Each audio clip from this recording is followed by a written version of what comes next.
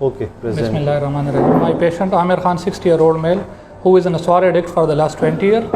He is a known hypertensive, taking enalapril 10 mg at night from the last 5 years, and CKD stage 3B with a baseline creatinine of 1.7. He is under follow-up from SIUT for the CKD workup.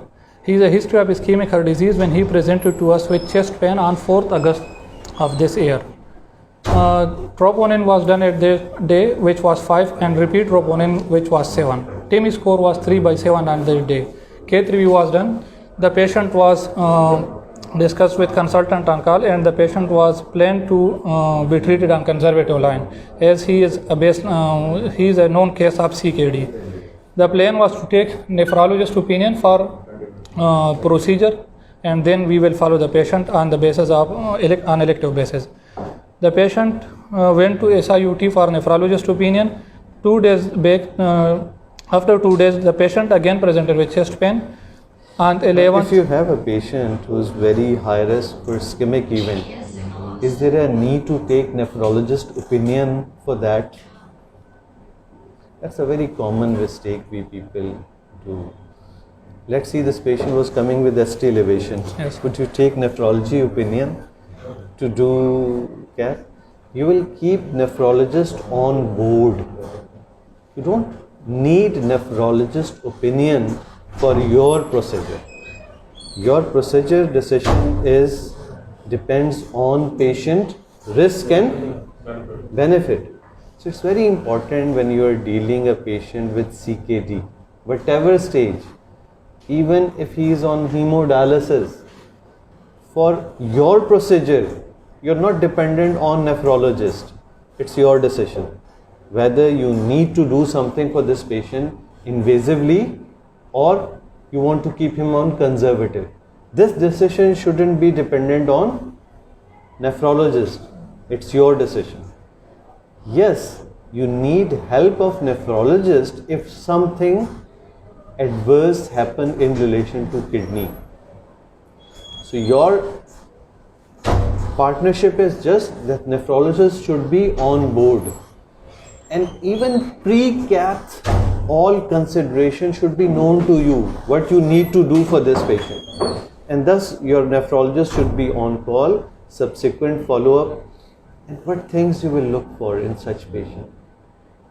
Let's see, I have done a early invasive PCI on a patient who's CKD. CKD meaning by a baseline creatinine 1.92 or maybe creatinine clearance around, depending on the class, maybe 35. Less than 30 is critical, you should be on board, everything should be on board. Your dialysis should be ready for that patient. But 30 to 60, you may get away with without any significant issues. So what you will look for after the procedure? so we would look for repeat creatinine, urea creatinine. That you do after 12, 48 hour, 24 hour. What are the things which are important? Urine output, hemodynamics. Urine output is very important. And proper hydration. Now hydration again dependent on patient's background LV function.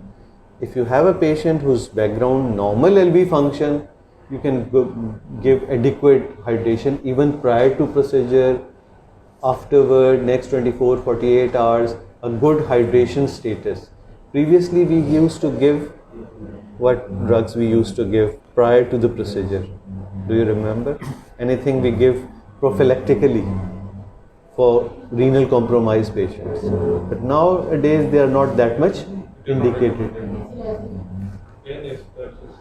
Acetylcysteine we used to give, but nowadays we don't give. Proper hydration, stopping all those drugs which can precipitate your kidney function. Right now we stopped ACE inhibitor for a while because the patient is in threatening state. So you can stop and don't give during this threatening period. No NSAIDs, all those drugs which can affect oral hypoglycemic agents, which can cause complication if your patient's kidney function deteriorate. Subsequent urine output is very important. Indirectly, sometimes it so happen your patient may be not passing urine in a way depends on time to time, so volume overload state, because you are hydrating and your patient is not producing adequate volume timely. What you expect? Volume overload, pulmonary edema, precursion, shortness of breath, acidosis, then subsequent afterward potassium assessment. So any tachypneic state, get ABG done immediately to see for acidosis and other. So a good eye on patient clinical status in terms of respiratory rate, tachypnea, volume output, and then your subsequent investigations.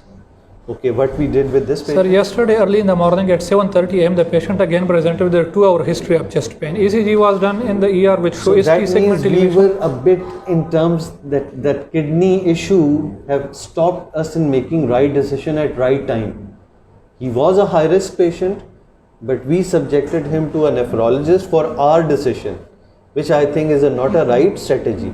We should have planned our decision that this patient needs invasive strategy, and we should be doing it with all the precaution, because now the same patient came again with, Sir, he was labeled as anterior wall MI. so now he came with interior MI. Pre-existingly he was with non-ST elevation MI. Even at that moment he was high risk. Now I am just giving you an example that if patient comes with ST elevation, why would you call nephrologist whether I'm going to do invasive strategy? So now you did, even in spite of all that renal issues. Sir, he was diagnosed as anterior wall MI with KLIP 1 class and TIMI score of 4%. Sir, family was counseled regarding the prognosis and intervention. Sir, family gave consent and patient was shifted to Cath. In Cath, sir, the angio was done which showed 2 vessel disease in which LAD was 100% in the mid and RCA was 90% proximal.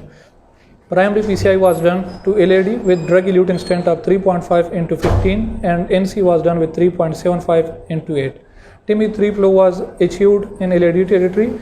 Patient was staged for NDIX PCI to RCA within the hospital. Patient was shifted to CCU. No, that's again question on this patient. How you decide a stage PCI in a patient who has 2VD and had gone through a primary PCI of the culprit vessel? So how you decide that?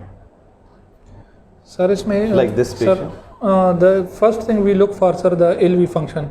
If the Okay. patient is high risk and has low LV function, we can fix a single vessel.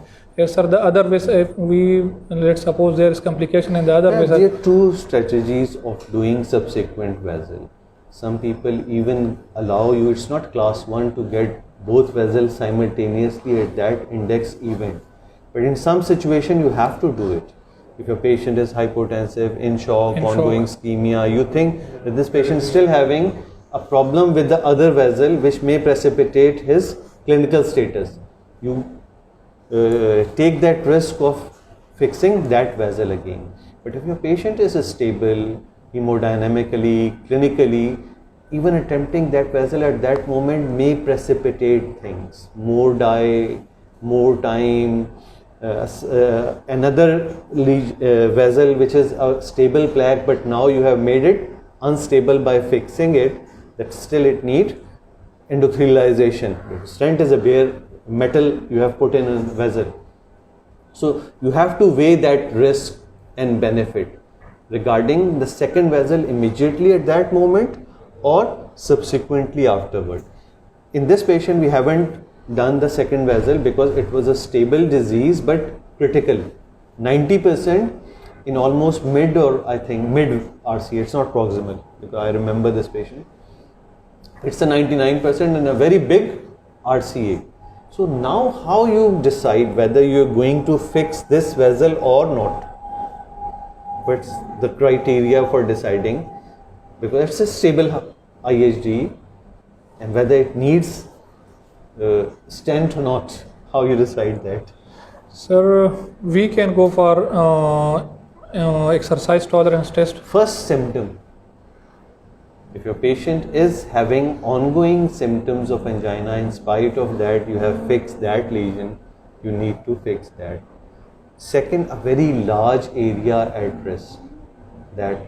Third, if everything is okay, you can get a stress test done to see Usually 90% lesion you may need. 70-80 you may get an FFR and other things as well on table to decide about the significance of that lesion. But 90% at a large territory at risk, we usually do that. So in this patient, that's the status. So right now we are planning for? Sir, we are planning to continuously hydrate the patient with control hydration and keeping an eye on the intake and we'll output. try to give a gap of 1 week because of his CKD status, because right now he's out of first procedure. We'll see for next 48-72 hours whether he recovers completely. Sometimes these patients may develop CIN even at 48 hours after the procedure. They may be completely alright at 24, but deterioration in 48 hours. So at least 48 hours after the procedure, making urine, static, creatinine, potassium, urea, then we'll be in a relaxed state that this patient has tolerated the procedure. And then we'll move on to the second after a week. So that's, I think, is the plan. Okay? Yes, sir. Okay. Anything else you want to add on? No, sir.